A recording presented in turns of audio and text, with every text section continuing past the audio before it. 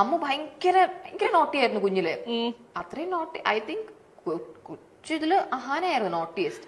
ഒരു teenage years ഒക്കെ ആയപ്പോഴായിരിക്കും I think Diya കുറച്ചുകൂടെ നോട്ടി. അങ്ങനെയായിരുന്നു. ആ കൊടയെടുത്തടിച്ച കഥ നിങ്ങളോട് എല്ലാരോടും അമ്മ ഇങ്ങനെ ഇടയ്ക്കിടയ്ക്ക് വന്ന് പറയും.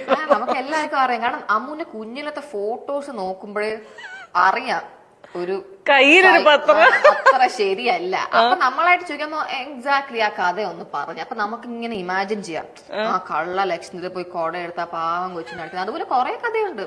ഇങ്ങനെ അമ്മ ഒരിക്കൽ നോക്കിയപ്പോ അമ്മൂനെ പെട്ടെന്ന് കാണുന്നില്ല. മറ്റേ കറക്റ്റന്റെ പറയില്ല, പുതിയ കഥ പറ.